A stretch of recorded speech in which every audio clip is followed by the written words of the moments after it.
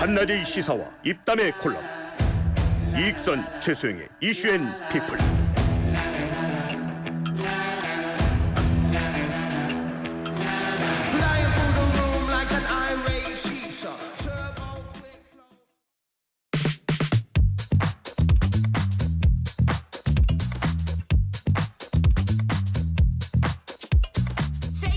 전국대담 친구들 시간입니다. 강대강 대치가 아닌 재치 있는 입담과 썰이 존재하는, 그러면서도 현안은 날카롭게 들여다보죠. 이 시간 함께하는 분들, 편안한 친구들 단짝 버디로 칭해봤습니다. 박주민 더불어민주당 의원, 김경진 전 국민의힘 의원 모셨습니다. 어서 오세요. 네, 안녕하십니까. 어서 오십시오. 네. 자, 사실 뭐 헌재가 언제 하겠다고 얘기는 안 했는데 우리는 계속 늦어지니까 지난 주말일 것이다, 이번 주말일 것이다 얘기했는데 이러다 보니 오늘쯤 오니까 다음 주로 넘어갈 것이다 얘기가 나옵니다. 그 두 분은 법률 전문가시니까 왜 이렇게 평의가 늦어진다고 보세요? 아니 사실은 이런 질문을 요즘에 하루에 한 100번쯤 받는 것 같은데요. 네네. 정확한 건 알 수 없습니다. 왜냐하면 뭐 헌재가 공식적으로 입장을 발표하거나 네. 그런 건 아니어서요. 네. 다만 뭐 추측을 해보면 평의 과정에서 이견이 있는 부분이 존재하니까 늦어질 것 같고요. 네. 뭐 제가 듣는 얘기로는 내용이나 결과보다는 절차적인 부분에서 그동안 제기되었던 절차적 이의 네. 그 부분을 좀 꼼꼼하게 좀 따져서 반론의 여지가 없도록 좀 다듬어야 되는 것 아니냐. 이런 얘기들이 내부에서 진행되고 있고 그래서 시간이 걸린다. 이렇게 제가 듣고 있습니다. 예. 네. 김의원님께서는. 저는 현역이 아니다 보니까 그런 내용을 못 들었고요. 네. 어쨌든 분명한 거는 지금 탄핵 심판 과정에서 이제 보셨다시피 사실관계의 쟁점들이 좀 있잖아요. 네. 홍장원 차장이라든지 또 특전사령관 진술의 신빙성 가지고 지금 많은 네. 이제 논란이 좀 있었고, 그다음에 두 번째는 이게 절차 법리 가지고 좀 다툼이 있잖아요. 네. 뭐 대통령 고유 권한인데 이게 탄핵 심판을 하는 것 자체가 지금 권한남용 네, 아니냐 등등을 포함해서 뭐 중간에 내란죄 항목 철회한 게 이게 그러면 탄핵 심판이 원래 의결했던 것도 하고 달라지는 것이 네. 아니냐 여러 쟁점들이 있어서 사실은 헌재 입장에서는 하나씩 이 쟁점에 대해서 합의를 해가야 되는데 시간들이 좀 많이 걸릴 거예요. 그리고 또 한 가지는 과거에 노무현 대통령이나 박근혜 대통령 때만 해도 국민들의 여론이나 민심이 탄핵 심판 과정에서 이미 한 방향으로 명확히 정해졌던 측면들이 있어요 보면. 근데 지금은 그 과거 두 건의 탄핵 사례와는 다르게 국론이 이렇게 정확히 양분이 돼 있는 상황 아니에요. 그래서 그런 상황이다 보니까 정말 단 한치의 뭔가 오차도 있어서는 안 되겠다. 또는 뭐 내부에서 또 뭐 박주민 의원님 들으셨다면 현역이다 보니까 아마 그게 맞으실 가능성이 높긴 하겠지만 또 내부적으로 합의가 또 잘 안 이루어질 가능성도 있지 않느냐. 뭐 저는 이제 추정인데 뭐 여러 가지 가능성을 생각해 보고 있습니다. 네네. 근데 이렇게까지 선고가 늦어지는 게 이상징후다라는 정치권의 해석이 있습니다. 특히 오세훈 시장이 그제 방송 인터뷰에서 아무래도 선고가 늦어지는 게 이상징후다. 당초보다 각하나 기각 가능성이 높아지는 것 같다는 게 일반적인 관측. 이런 멘트를 했습니다. 박주민 의원님. 근데 원래 오세훈 시장은 그러면 결과를 어떻게 예상했던 거예요? 아니, 왜냐하면 네. 국민의힘 의원님들 같은 경우에는 저희들하고는 달리 네. 한 2주 정도 전에 제가 만난 분들 같은 경우에는 뭐 당연히 기각이야 이렇게 얘기하시는데 네. 오세훈 시장님 어떻게 생각하시길래, 그러니까 이게 맞다 틀리다 떠나서 네. 본인이 네. 원래 어떻게 생각하셨기에 이상징후라면서 이런 말씀하셨는지 갑자기 궁금해져서. 인형이라 생각했다는 의미가 그렇게 부르신 것 같아요. 인형이라고 본인도 생각했는데 좀 다르나 이렇게 생각하시는 것 같은데 사실은 뭐 국민의힘 쪽에서는 기각이다라는 얘기를 뭐 처음부터 지금까지 계속 하고 계시죠. 네. 예. 근데 이제 오 시장이 원래 탄핵 찬성파로 분류가 됐었잖아요. 네. 근데 이제 그냥 뭐 소망이 아니라 그냥 기각 2, 각하 1 이렇게 있지 않겠냐고 콕 집어 전망을 했는데 또 김대식 원내 서수석 대변인 또한 기각이나 각하 둘 중 하나 아니겠냐 했는데 이게 희망 회로인가요? 아니면은 진짜 좀 뭐 이렇게 듣는 게 있어서 그렇습니까? 박주민 의원님도 현역이다 보니까 저보다는 많이 들으실 거고 시정일관 네. 현역이다 보니까. 오세훈 시장님도 현역이다 네. 보니까 저보다는 뭔가 많이 듣는 게 있으실 거고. 네. 근데 오 시장님은 원래 탄핵 찬성파는 아니에요. 아. 그러니까 그때 당시에 나라가 시끄러워서 네. 탄핵 이 12월 3일 저녁이라고 하는 워낙 중차대한 일이 있었기 때문에 네. 탄핵 심판을 통해서 이게 대통령이 잘했는지 잘못했는지를 사법적 시스템으로 가르마를 한번 타보자. 알아보자. 네, 아, 그게 네. 오세훈 시장의 원래의 입장이었던 거고 네. 뭐 윤 대통령을 탄핵합시다가 그 입장이 아니었어요. 근데 탄핵 심판을 받아보자가 그냥 탄핵 찬성파로 그냥 말이 좀 둔감한 측면이 있고 네. 그 어떻게 지금 될 건지 이거는 글쎄 모르겠어요. 진짜 네네. 저는 모르겠고 예. 근데 다만 이게 뭐랄까 헌재에서 원래 얘기했던 게 이거는 국가의 가버넌스에 대한 매우 중요한 문제이기 때문에 네. 최선을 다해서 빠른 시간 내에 결정을 내서 국가적인 혼란을 최소화시키겠다가 이게 탄핵 심판 시작할 때 헌재의 공식적인 얘기였거든요 보면. 네네. 근데 이게 최선을 다해서 정말 최단시간 내는 아닌 것 같아요.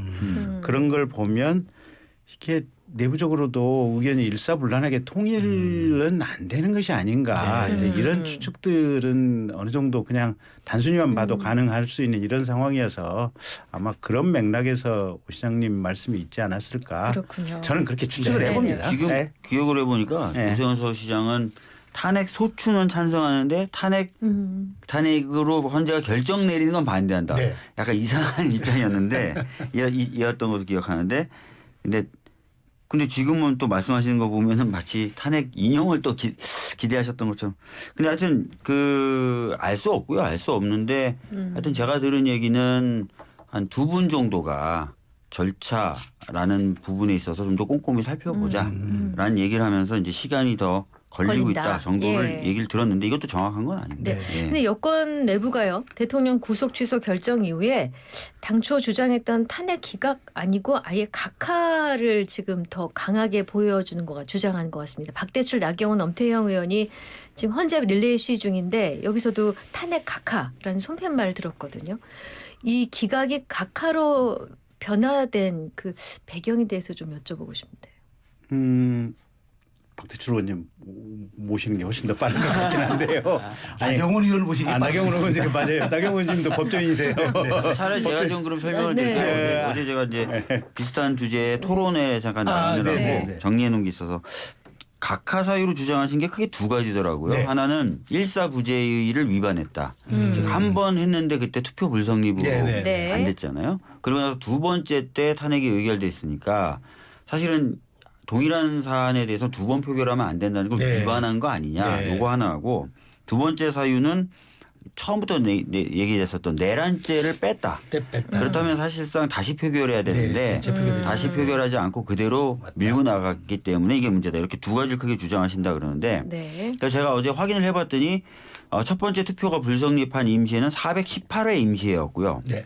실제로 이제 탄핵이 가결된 임시회는 419회 임시회여서 네. 일사부재의에는 해당이 안 됩니다. 회가 다르기 때문에. 회가 다릅니다. 네. 아예 회가 다르기 때문에. 네. 근데 2번째 내란죄라는 표현을 뺐다. 그 부분은 다시 그래서 의결을 거쳐야 된다는 부분은 이미 헌재가 정리했죠. 헌재가 알아서 사실은 하겠다. 알아서 하는 거다. 근데 아직 입장을 안 냈잖아요. 근데 이게 이제 박근혜 대통령 때도 똑같았어요. 네. 그때 이제 뇌물죄라는 표현을 헌재가 뇌물죄라고 하는 것은 형법상 개념이기 때문에 그렇게 쓰지 말고 헌법에 따른 청렴 의무 위반으로 정리해달라고 정리한 적이 있거든요. 네. 그때도 마찬가지로 그 당시 국민의힘 전신이었던 새누리당에서 다시 표결해야 되는 거 아니냐. 죄가 빠졌으니까. 근데 그때도 동일한 사실관계의 표현만 헌법적으로 구성한 거기 때문에 그냥 갔는데 헌재가 괜찮다고 했고 심지어 결정문에 그걸 담았어요. 네. 이렇게 어떤 법률을 적용할지 구성을 어떻게 할지는 헌법재판소의 판단 사항이고 동일한 사실관계에 있어서 그 기준 적용 기준만 바꾼 것은 재표결이 불효하다라고 써놨어요. 네. 그러니까 이거 똑같은 케이스인 거죠. 그러니까 지금 전에 박 의원님 말씀하신 이제 그 추론이지만 헌법재판관 2분이 절차상의 문제를 얘기한다는 게 이런 데 대한 보완적 논리를 지금 그렇죠. 보완적 논리를 만드는 거고 제가 들은 얘기로는 구속이 취소되면서 이제 그 좀 더 철두철미하게 해야 되는 거 아니냐는 내부 분위기가 좀 형성돼 있고 2번째는 아까 김경진 의원님이 말씀하신 대로 지금 완전히 극한 대립을 하고 네, 있거든요. 그래서 문장 한 문장이 굉장히 세밀해져야 그렇죠. 된다라는 생각들을 하고 계시대요. 추가적으로 그러니까 이제 심리 과정에서 피청구인 그러니까 대통령 네. 측이죠. 그쪽에서 각하사유로 주장을 했던 것들이 한 두세 개가 더 있어요. 네. 그게 일단은 이게 헌재 심리 대상 자체가 아니지 않느냐. 계엄 선포는 대통령의 고유 고유 권한이니까. 권한이니까 뭐 이제 그런 주장이 하나가 있고 그래서 각하돼야 된다. 네. 그다음에 두 번째는 직접은 아니지만 공수처에서 위헌 위법의 수사를 진행을 해서 대통령에 대해서 조사를 했지 않느냐. 그러면 이런 것도 헌재 심리에 영향을 미치고 있고 전체적인 수사 과정 자체가 위헌 위법성이 대단히 많은데 네. 그런 자료들이 넘어가는 이런 것들을 봐서도 각하사유에 해당하지 않느냐. 네. 이제 이런 여러 가지 주장들이 있어요. 네. 그래서 이제 이 각하사유에 해당하지 하느냐 안 하느냐 결국 이제 헌재에서 최종적으로 합의해서 내부적으로 결론을 내릴 부분이긴 하지만 네. 어쨌든 각하사유가 되는지 안 되는지에 대해서 하나씩 판단해야 될 항목들이 적지 않게 있어요. 네네. 지금 말씀하신 사유에 대해서도 저도 좀 더 얘기를 해요. 예. 대통령이 이제 비상계엄을 고유 권한으로 가지고 있다. 그건 맞는데요. 형법에 내란죄가 들어갈 때 국헌 문란의 목적이라는 내용을 별도의 규정으로 하나 새로 규정을 합니다. 형법에. 1953년의 일인데 그게 왜 그러냐면 이승만 대통령이 비상계엄을 선포하고 국회에 군대를 넣어요. 1952년도에 네. 부산으로 가 있을 때. 그래서 그걸 딱 내란으로 만들기 위해서 그런 행위가 다시 반복되면 안 되기 때문에 국헌문란의 목적이라는 91조를 새로 만들거든요. 그러니까 이게 이제 고유 권한인 건 맞지만 그걸 통해서 모든 걸 다 할 수 있는 건 아니고 특히 네. 국회에다 군대를 넣는다든지 이런 거 하면 내란에 적용되도록 만든 겁니다. 네. 물론 헌법재판이 내란죄냐 아니냐 따지는 건 아니지만 이런 과정에 비춰봤을 때 이거는 이제 불법적인 비상계엄이 되는 거죠. 예. 그러니까 어쨌든 두 분의 말씀을 종합하면은 절차적 흠결 이런 것에 대한 논란을 불식시키기 위해서 지금 완벽한 선고문을 만드는 과정으로 보면 되겠네요. 네네. 김근식 서울 송파병 당협위원장이요. 헌법과 법률 위반 소지가 크다는 건 스스로도 인정돼 기각 주장은 부담스러우니 절차상 흠결을 내세워서 각하 가능성을 들고 있는 거다라고 했습니다. 그럼 이 얘기가 지금 그러니까 네, 이게 의원님 맞거든요. 말씀하고 예, 일맥상통한. 왜냐하면 기각을 얘기하려면 네. 작년 12월 3일 날 있었던 비상계엄이 내란 행위에 해당하지 않는다는 네, 주장을 네, 펼쳐야 네. 되는데 실제로 국민의힘 의원들에게 물어보면은 그날 있었던 일은 매우 잘못된 일입니다라고 네. 다들 얘기를 하세요. 네. 그리고 그날 경찰과 군에 막혀서 나도 표결에 참여하고 싶었지만 참여할 수 없었다고 네. 얘기하는 의원님들이 굉장히 많고 심지어는 국회 본회의장에서 대정부 질문을 하면서 국민의힘 의원들 간에 텔레그램 방을 띄워놓고 네. PPT를 띄워놓고 이래서 우리도 못 들어왔다. 이거 부당하다고 생각한다. 네. 이거 다 했거든요. 근데 지금 와서 그러면 기각 주장하려면 그렇지 않아. 12월 3일 날 있었던 일은 정당해라고 네, 얘기를 해야 네, 되는데 그건 어렵다는 거죠. 네. 예. 자 이제 이 탄핵 선고일이 계속 이제 좀 지지부진해지니까 이제 민주당도 좀 약간 불안감이 있는 것 같습니다. 어제 한 일간지 단독 보도를 보니까 이재명 대표가 탄핵 촉구 도보 행진 이후에 긴급 저녁 식사를 겸한 긴급 지도부 간담회 소집했는데 네. 여기에서 좀 헌재 판단을 앞당길 방법이 없겠냐. 모재 판관이 절차 문제를 제기한다는데 흘러나오는 얘기 없냐 이런 얘기를 했다는데 그 지금 박 의원님 말씀과 비슷한 기류인데 그러니까 민주당 지도부도 이런 좀 늦어지는 거에 대해서는 굉장히 답답함이 있나 봐요. 왜냐하면은 거리에 나가보시면 아시겠지만 정말 극한 대립이 이어지고 있고요. 네네. 극한 대립이 고조되고 있습니다. 그리고 뭐 명확한 인과관계나 이런 것들은 수사를 통해서 좀 밝혀질 필요는 있지만 뭐 공수처 주변에서 분신하신 분도 계시죠. 서울시 의회 근처에서도 분신한 분이 계세요. 네. 이런 분들의 어떤 분신 사유나 이런 것들은 더 드러나야겠지만 네네네. 굉장히 격해지고 있는 건 사실이거든요. 그리고 최근에 미국의 국방부 장관이 방문하려고 여러 일정을 잡았다 캔슬한 경우도 있고요. 네. 등등 이 혼란이 국내 혼란을 넘어서서 이제 국제 외교적인 혼란까지도 가고 있는 상황이라서 빨리 정리되는 게 맞다. 네. 근데 이게 통상의 경우 또는 통상의 예상과는 달리 길어지고 있으니까 네. 사실 정치하는 모든 사람 이거 국민의힘에서도 답답해요. 빨리 대부분의 국민의힘 의원들은 빨리 좀 해야 되는 거 아니냐고. 예. 근데 이게 박 의원님 말씀이 틀린 얘기가 전혀 아닌데 네. 근데 정말로 우리가 헌법 정신에 충실하게 어떤 형식 논리를 가지고 얘기를 해보면 정치권에서는 특히 현역 국회의원이나 현역 당대표라면 입을 다물고 계셔야 돼요. 이건 또 다른 압력으로 헌법재판소에서 비춰줄 소지도 있는 것이기 때문에 국민적인 어떤 답답함 또 국가가 여러 가지 면에서 좀 정체된 상태에 있다. 그래서 신속한 결정이 필요하다. 네. 이렇게 생각할 수는 있겠지만 이거를 공식적으로 표현하는 것은 또 다른 좀 문제점은 있어요. 그래서 네. 다들 답답하지만 좀 참아야 될 그 시기가 아닌가 싶어요. 지금은. 네. 그러니까 지금 답답함이 지금 지속되고 있다는 게 느껴지는 게 이재명 대표가 오늘 오전 천막에서 열린 최고위원회의죠. 여기서 이제 마흔역 재판관 후보자 임명을 안 하고 있는 최상목 대행을 어제는 뭐 시한까지 정하면서 박찬대 원내대표가 뭐 최후 통첩까지 얘기했는데 오늘은 몸조심해라. 국민이 직무유기로 당신을 최상목 대행을 현행범으로 체포할 수도 있다. 뭐 이런 사실 법리적으로는 맞지 않지만 법리적으로는 맞아요. 국민이 어떻게 체포합니까? 그러면? 현행범 체포는 누구나 할 수 있고요. 그래서 저희 같은 민변 변호사들이 현장에서 경찰들도 여러 번 체포했죠.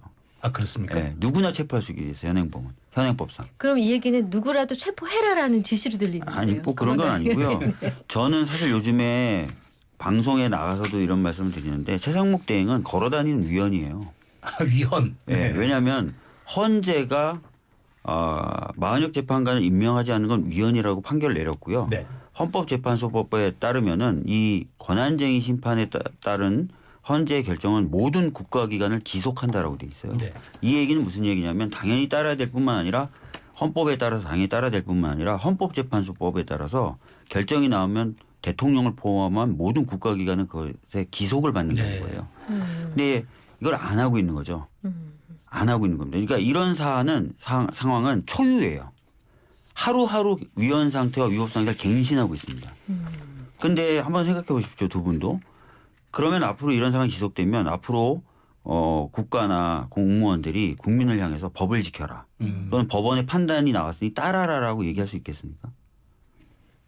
대행부터가 다 깡그리 무시하고 있는데 법도 무시하고 재판도 무시하고. 그러면 할 지금 수가 뭐 없죠. 사실 현행범 체포가 사실 뭐 직무유기라고 보는 거예요. 직무유기로 하는 게 뭐 말은 그렇지만 쉽지 않아 보이는데 그렇다면 아니 그게 사실상 어렵죠. 어렵죠. 그러니까 그래서 그럼 탄핵으로 가는 겁니까? 그러니까 저희들이 이제 아마 오늘 의총을 밤에 잡았으니까 네. 주 논의 안건이 그것이 될 것 같은데 네. 다시 한번 말씀드리지만 나는 법을 안 지키는데 너희 국민들은 따라라.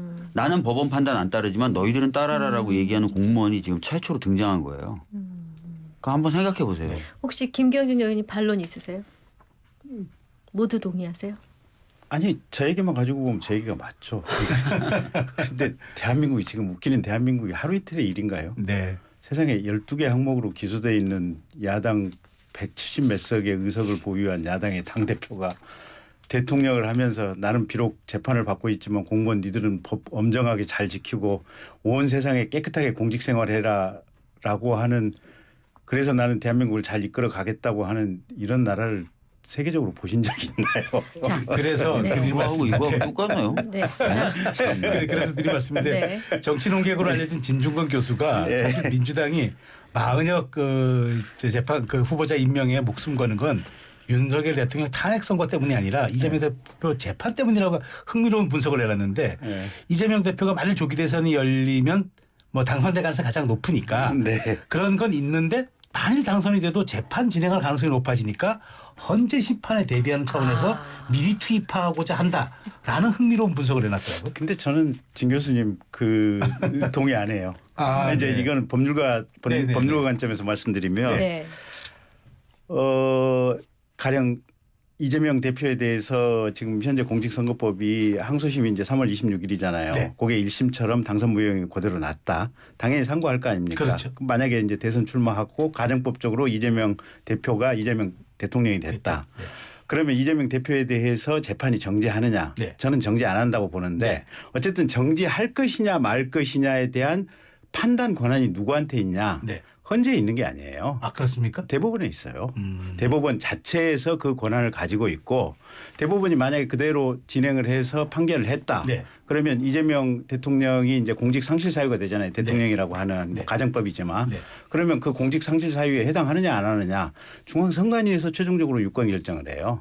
그러니까 헌재로 가는 게 헌재로 아니라? 가는 게 아니고 아. 그래서 헌재에 무슨 제소 같은 걸 해볼 수는 있겠지만 예. 기본적으로 이건 대법원 권한이고 대법원 판결 이후에는 중앙선관위 권한이다 이렇게 보셔야 돼요. 네네. 아, 네. 근데 이제 현재 윤 대통령 탄핵 선고일에 모두들 그 촉각을 곤두세우는 이유 중 하나가 26일로 예정된 이재명 대표의 공직선거법 위반 사건 2심 선고 때문이 아닌가 싶습니다. 만일 1심과 같은 피선거권 박탈형이 선고가 된다면 이 대표 2심 선고랑 윤 대통령 탄핵 선고 선호에 따라 먼저 뭘 하느냐에 따라 정치적 유불리가 어떻게 달라지게 될까요? 아니 근데 저는 이 얘기를 하시는 분들이 계시더라고요. 특히 나경원 의원 같은 경우에는 이 얘기를 공개적으로 하면서 네. 그래서 헌재가 심판을 늦춰야 된다라고 늦춰야 얘기하는데 네. 아시다시피 두 사건은 완전 별개의 사건일 뿐만 아니라 별개의 기관에서 진행되고 별개의 사람을 대상으로 한 건데 이것과 이걸 연계해서 헌재는 판단해야 된다고 주장한다는 건 헌재 보고 정치를 하라는 얘기잖아요. 그러니까 이런 얘기를 어떻게 하냐고요. 아니 저는 진짜 너무 답답해서 사실 이건 말이 안 되는 얘기고 네. 이런 얘기를 통해서 헌재에 압박을 가하는 것 자체는 좀 상당히 문제에서 자제돼야 된다고 생각해요. 김은희 생각.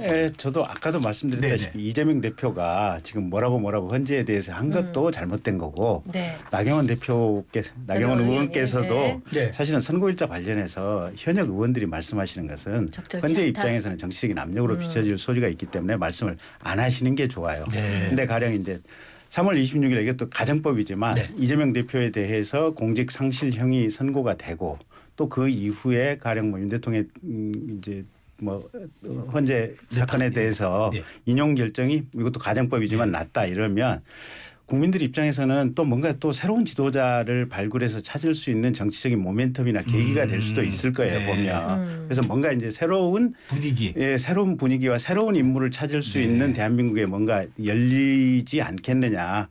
그런 의미에서는 국민들에게 새로운 어떤 정치적인 장이 열릴 것이다. 이제 아마 그런 걸 염두에 둔 발언이 아닐까 싶긴 한데 네. 어쨌든 형식적으로나마 헌재 선고일이라든지 법원 선고 일자에 대해서도 언급을 안 하시는 게 좋긴 하겠다. 알겠습니다. 생각입니다. 자, 윤